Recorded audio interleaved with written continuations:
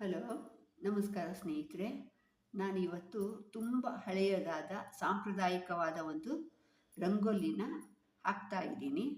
ಇದೆಲ್ಲ ನಾವು ಚಿಕ್ಕ ಮಕ್ಕಳಿದ್ದಾಗ ಬೆಳಿಗ್ಗೆ ಸಾಯಂಕಾಲ ಎರಡೊತ್ತು ಕೂಡ ಅಂಗಳನ ನೀಟಾಗಿ ಕಸ ಗುಡಿಸಿ ಅಂಗಳಕ್ಕೆ ನೀರು ಹಾಕಿ ಹೊಸಲೆಲ್ಲ ತೊಳೆದ್ಬಿಟ್ಟು ಹೊಸಲಿಗೆ ನೀರು ಹಾಕಿ ಉರುಮಂಜು ಒಂದು ಬಟ್ಟಲಲ್ಲಿ ಕಲಸಿಟ್ಕೋತಾ ಇದ್ವಿ. ಉರುಮಂಜು ಅಂತಂದರೆ ಒಂಥರ ಮೆರೂನ್ ಕಲರ್ ಇರುತ್ತೆ.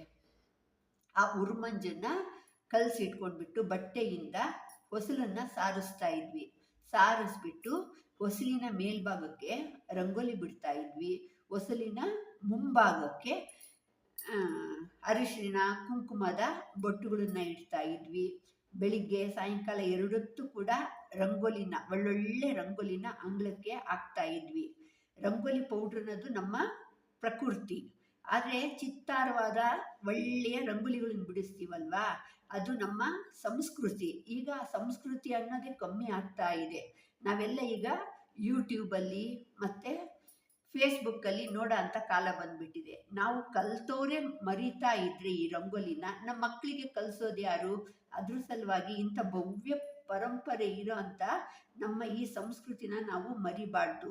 ನನಗೆ ಗೊತ್ತಿದ್ದ ಹಾಗೆ ನಮ್ಮ ಹಿಂದೂ ಧರ್ಮದಲ್ಲಿ ಮಾತ್ರ ಈ ಸಂಸ್ಕೃತಿ ಇರೋದು ಅಂತ ಅಂದ್ಕೊಂಡಿದ್ದೀನಿ ನಾನು.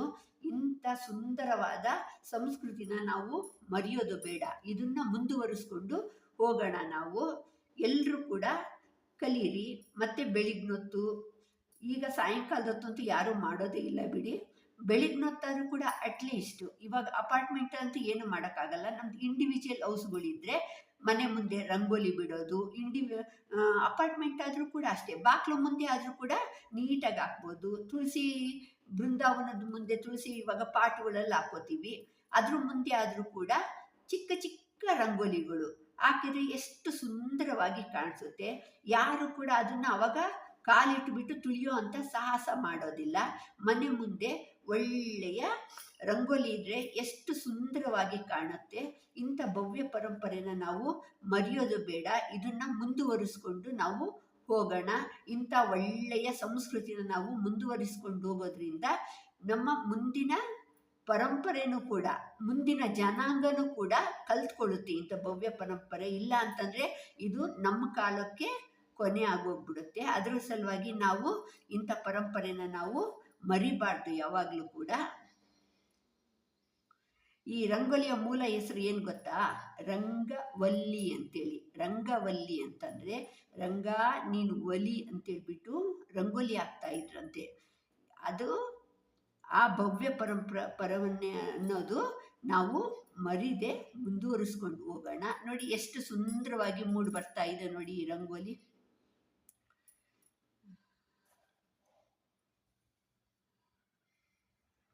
ಇದೆಲ್ಲ ಚುಕ್ಕೆ ರಂಗೋಲಿಗಳು. 15ರಿಂದ 8, 11ರಿಂದ 6, 17ರಿಂದ 19, 13ರಿಂದ 7 ಈ ರೀತಿ ನಮಗೆ ಬಾಯ್ಪಾಠ ಆಗೋಗ್ಬಿಟ್ಟಿತ್ತು. 13 ಅಂತಂದರೆ 7 ಚುಕ್ಕೆಯಲ್ಲೇ ಎಂಡಾಗುತ್ತೆ. 15 ಅಂತಂದರೆ 8 ಚುಕ್ಕೆ ಬರುತ್ತೆ. ಈ ಥರ ಎಲ್ಲ ನಾವು ಅನ್ಕೋತಾ ಇದ್ವಿ. ಮತ್ತು ನಮ್ಮಲ್ಲಿ ಕಾಂಪಿಟೇಷನ್ ಇರ್ತಾಯಿತ್ತು. ನಾವು ಯಾವ್ಯಾವ ರಂಗೋಲಿ ಹಾಕಿದ್ದೀವಿ ನೋಡಿಬಿಟ್ಟು ನಾನು ಇನ್ನೂ ದೊಡ್ಡ ರಂಗೋಲಿ ಹಾಕಬೇಕು ಅಂತೇಳ್ಬಿಟ್ಟು ಸಡಗರದಿಂದ ಸಂಭ್ರಮಿಸ್ತಾ ಇದ್ವಿ. ನಾವೆಲ್ಲನೂ ಕೂಡ ಹಾಡುಗಳನ್ನು ಕಲ್ತ್ಕೋತಾ ಇದ್ವಿ ಮೊದಲೆಲ್ಲ. ಈಗ ಸ್ವಲ್ಪ ದೈಹಿಕ ಶ್ರಮ ಕಮ್ಮಿ ಆಗೋಗ್ಬಿಟ್ಟಿದೆ. ಇವಾಗ ಮಕ್ಕಳಿಗೆಲ್ಲ ಓದು ಕಾಂಪಿಟೇಷನ್ ಜಾಸ್ತಿ. ನಮಗೆ ಓದೋದ್ರ ಒತ್ತಡ ಅಷ್ಟು ಇರ್ತಾ ಇರಲಿಲ್ಲ. ಇಂಥ ಕೆಲಸದ ಬಗ್ಗೆ ನಮಗೆ ತುಂಬ ಆಸಕ್ತಿ ಇರ್ತಾ ಇತ್ತು. ನಮಗೆ ಮೊದಲೆಲ್ಲ ಬ್ಯುಸಿ ಅಂದ್ರೇನು, ಟೆನ್ಷನ್ ಅಂದರೆ ಏನು ಅನ್ನೋ ವರ್ಡ್ಗಳೇ ಗೊತ್ತಿರಲಿಲ್ಲ ಅವಾಗ. ಈಗಂತೂ ಪಾಪ್ಯುಲರ್ ಆಗೋಗ್ಬಿಟ್ಟಿದೆ ಬಿಡಿ. ಎಲ್ಲರೂ ಮಕ್ಕಳಿಗೆ ಕೇಳಿದ್ರು ಕೂಡ ಅಯ್ಯೋ ಅವ್ರು ಬ್ಯುಸಿ, ಅವ್ರಿಗೆ ಟೈಮೇ ಇರೋದಿಲ್ಲ, ಮಕ್ಕಳಿಗೆ ಟೆನ್ಷನ್ನು ಅನ್ನೋ ವರ್ಡ್ಗಳನ್ನ ನಾವು ಕೇಳ್ತಾ ಇರ್ತೀವಿ. ಮೊದಲು ನಮಗೆ ತಲೆನೋವು ಅಂತಂದ್ರೇನು, ತಲೆ ಸುತ್ತು ಅಂದ್ರೇನು, ಇಂಥವೆಲ್ಲ ಏನು ಗೊತ್ತಿರಲಿಲ್ಲ. ಚೆನ್ನಾಗಿ ಆಟ ಆಡ್ತಾ ಇದ್ವಿ, ಆಶೀರ್ವಾದ ಚೆನ್ನಾಗಿ ತಿಂತಾ ಇದ್ವಿ. ಈ ಥರ ಮೊದಲು ತುಂಬ ತಿಂಡಿಗಳು ಅದು ಇದು ಏನು ಸಿಗ್ತಾ ಇರಲಿಲ್ಲ.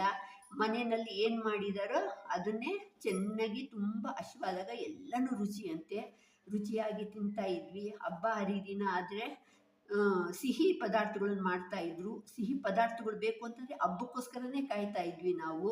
ತುಂಬ ರುಚಿ ಅನ್ನಿಸ್ತಾ ಇತ್ತು. ಕಾಫಿ ಆದರೂ ಕೂಡ ಅಷ್ಟೇ, ಬೆಲ್ಲದ ಕಾಫಿ ಮಾಡ್ತಾಯಿದ್ರು. ಎಷ್ಟು ರುಚಿ ಅಂತಂದರೆ ಬೆಳಿಗ್ಗೆ ಸಂಜೆ ಆ ಕಾಫಿ ಕುಡಿಯೋದ್ರಲ್ಲೇ ಎಂಜಾಯ್ ಮಾಡ್ತಾ ಇದ್ವಿ ನಾವು. ಅಂಥ ಒಳ್ಳೆ ಪ್ರಪಂಚ. ಅವಾಗ ಟೆನ್ಷನ್ ಅಂದರೆ ಏನು ಅನ್ನೋದು ಗೊತ್ತಾಗ್ತಾ ಇರಲಿಲ್ಲ. ನೋಡಿ ಎಷ್ಟು ಚೆನ್ನಾಗಿದೆ ನೋಡಿ ರಂಗೋಲಿ.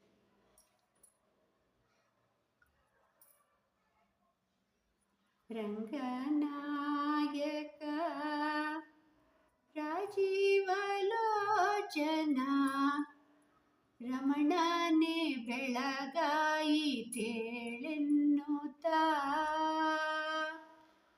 ರಂಗನಾಯಕ ರಾಜೀವಲೋಚನ ರಮಣನೆ ಬೆಳಗಾಯಿತೇಳೆನ್ನುತ್ತ.